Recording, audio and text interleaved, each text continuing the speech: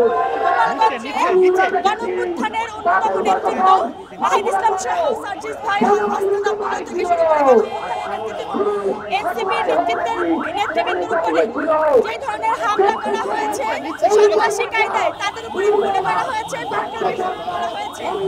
এই বাংলার জমিনে আওয়ামী শক্তিরা কিভাবে প্রকাশ্য দিবালোকে গুলি চালায়, গণঅভ্যুত্থানের নেতৃত্বের উপরে গুলি চালায়, গণঅভ্যুত্থানের নেতৃত্বের উপরে হামলা করে, তার প্রতিবাদ আমরা এখানে বাংলা শাহবাগ ব্লকেট করেছি। আপনারা জানেন গোপালগঞ্জে এমন একটা জায়গা, যে জায়গাকে আওয়ামী লীগের তীর্থস্থানে পরিণত করা হয়েছে। এই ধরনের সন্ত্রাসী কর্মকাণ্ড এবং এই সন্ত্রাসীদের দ্রুত গ্রেফতার করে যাতে বিচারের আওতায় আনা হয়, এই ধরনের সন্ত্রাসীদের আক্রমণ থেকে যাতে স্থানীয় পর্যায়ে যারা আছেন তারা যাতে নিরাপদ থাকতে পারে, সবকিছু বিবেচনায় আমরা আসলে আজকের এই বাংলা ব্লকের কর্মসূচির ঘোষণা করেছি এবং স্বতঃস্ফূর্তভাবে বাংলা ব্লকের কর্মসূচির আহ্বান করেছি, যাতে করে বাংলাদেশে মানে সন্ত্রাসীরা আর আবার যাতে মাথা চাড়া দিতে না পারে, তারই প্রতিবাদ স্বরূপ আমরা এই বাংলা ব্লকের কর্মসূচি করছি। এবং আমরা দেখেছি গোপালগঞ্জের 17-18 বছর বয়সী ছেলেদের হাতে অস্ত্র ধরে দিয়ে তাদেরকে রাস্তায় নামিয়ে দেওয়া হচ্ছে, জঙ্গি প্রশিক্ষণ দিয়ে তাদেরকে রাস্তায় নামিয়ে দেওয়া হচ্ছে।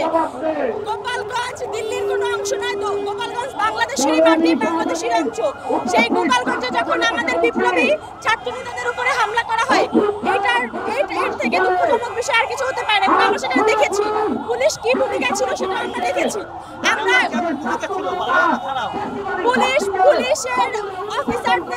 পুলিশের কর্মকর্তাদের, সিনিয়র অফিসারদের আসলে নির্দেশনা মানতেছিল না, তারা নিজেদের মতো স্ট্যাচুর মতো দাঁড়িয়েছিল।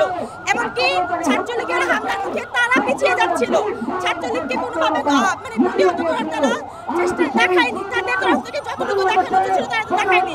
পুলিশ বাহিনীর এই ধরনের ভূমিকা আমাদেরকে আবারও দ্বিতীয়বার ভাবতে বাধ্য করছে যে পুলিশ বাহিনী এখনো শেখ হাসিনার আনুগত্য প্রকাশ করছে।